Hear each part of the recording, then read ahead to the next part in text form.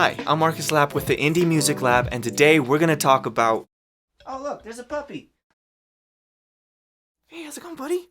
No, we're not going to talk about puppies, unfortunately, but we are going to talk about vocal melodies, so let's do this. Now, to make this a little bit more interesting than it would otherwise be, we're going to listen to a song by Bon Iver called 33 God off of his album 22, I forgot. What's that album called? 22 a Million, yeah. And I'm going to share 4 simple tips that will help you get better vocal melodies. And we're going to study the vocal melody for this Bon Iver song, and you'll be able to see how these concepts work in a professionally produced, very popular song. I'm so pumped for this. Let's go. Okay, tip number 1 is kiss it. Yup, you gotta kiss it. Keep it simple, stupid. That's what we're talking about. Simplicity is the foundation, it's the bedrock of a good melody. Okay, so now let's listen to verse 1 of this Bon Iver song. When we leave this room, it's gone.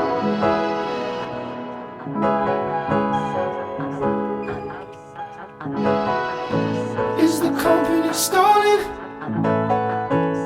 We had what we wanted, your eyes. When we leave this room, it's gone.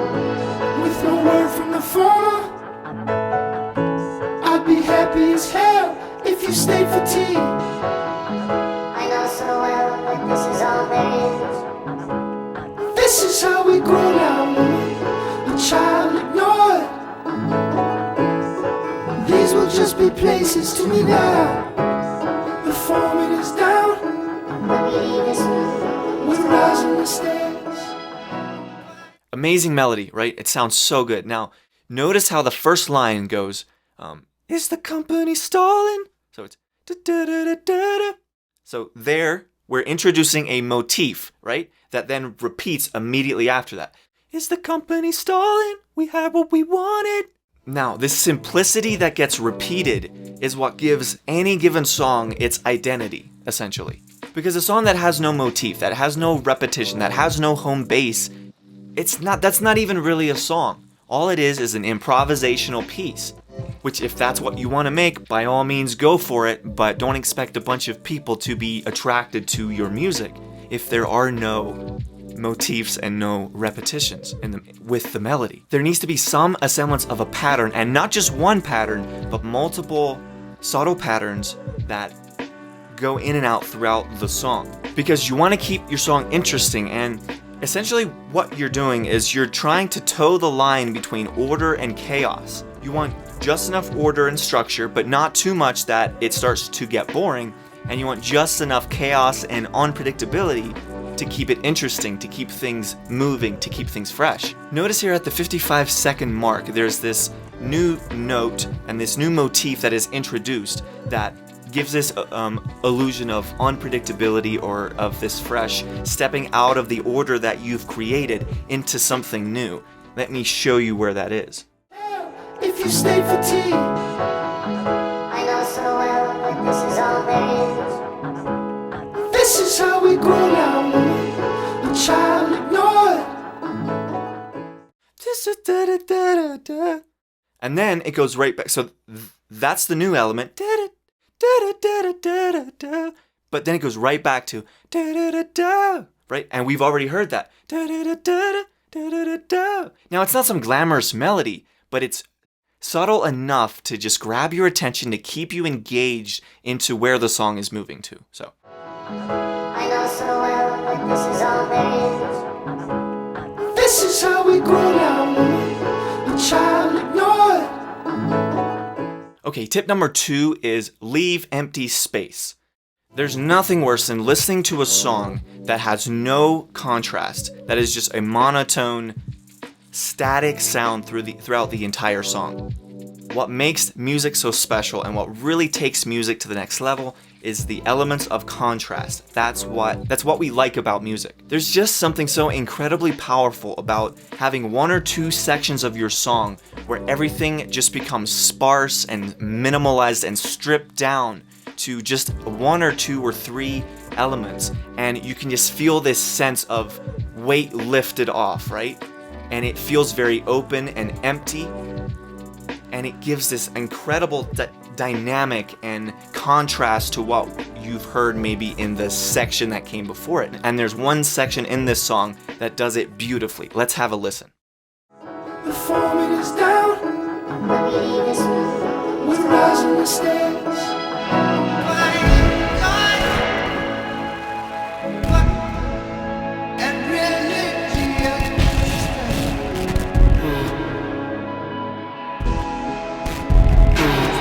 Stayed at the Ace Hotel, the call will allow. Man, I love that. So when the music comes charging back in there at the end, it's especially powerful because of how low we got. Like, the song starts out as, you know, on a moderate level of energy, and then it starts to build up slightly, and then it drops off in this section all the way down here. And then that builds anticipation, and then it builds back up, and it just feels so good because of that payoff that you get. And it just takes the listener on a beautiful journey, and even if your listener isn't musically inclined, trust me, they can feel that. They can absolutely feel that emotional effect when they listen to these dynamics of stripping it down and then building it back up to a full sound. Now you might be asking, okay, but how does this apply to vocal melody? Because this seems like it's more of a production thing. True, but this is an all-encompassing thing. This wraps around everything, which includes your vocal melody. So if you listen to this section again, notice how the melody is very sparse. So it's very, very sparse. Let's listen to it one more time. Hear that empty space? There's nothing there. There's just little... See how wide those gaps are? Stayed at the Ace Hotel. Okay, tip number 3 is speak your melodies, don't sing them. This is something that I think is extremely useful to think about when it comes to your vocal melodies. And especially in indie music, because authenticity and that human element is what makes indie as a genre really stand out. And that's why genres like indie rock and folk are very popular genres to be played at coffee shops. These genres have a very authentic appeal to them that feels very human and conversational. So let's have a listen to the section between 211 and 238 in the song.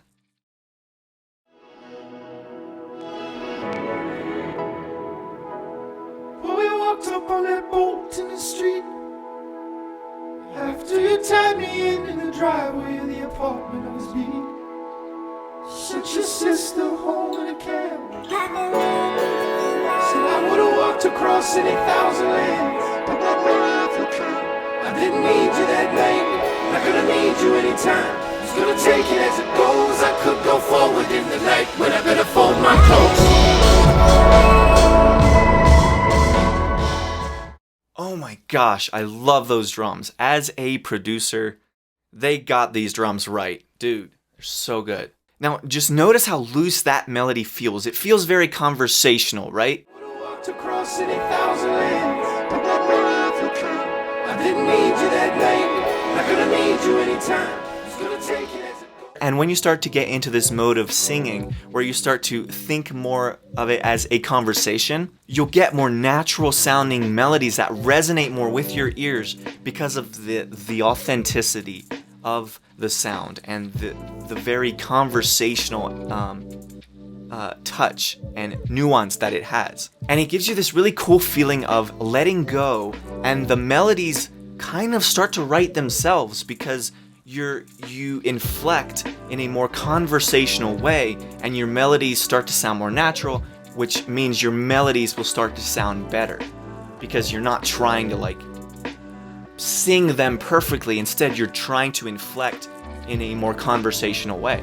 So don't overanalyze or oversing your melodies. Instead, let the conversational style take the melody and run with it and let it write itself. And also notice how he speeds up his cadence like you would naturally do in a conversation, where the energy starts to build. You start to speak a little faster, a little more energy, a little more urgency. I didn't need you that night. Not gonna need you anytime. Just gonna take it as it goes. I could go forward in the night, but I better fold my clothes. See what I mean? So it mirrors that very relatable and conversational way of communicating. Alright, and before we get to the final part of this video, since you're still here taking time out of your day to watch this video, you deserve a gift, my friend, and so in the description below, I've got a free guide called a 5-step guide for producing wow factor indie music. In this guide, I show you the 5 steps, the 5 phases that a standard production of mine will go through, and I tried to make it as helpful as I possibly could. So feel free to check that out. I think you'll find it really helpful and informative. Alright, back to the video.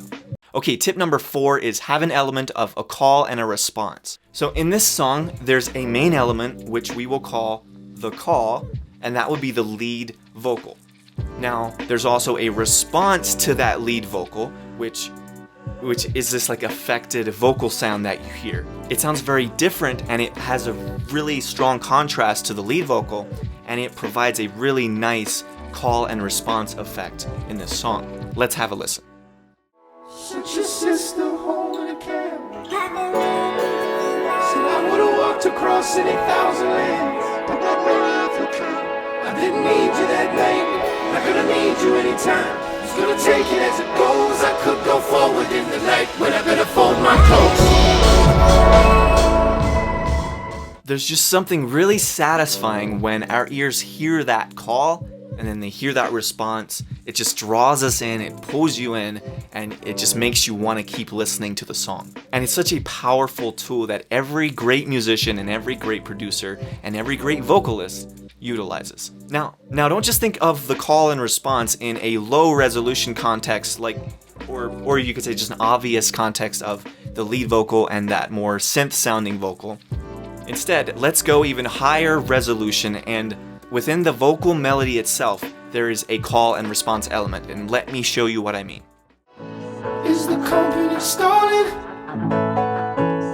We had what we wanted, your eyes.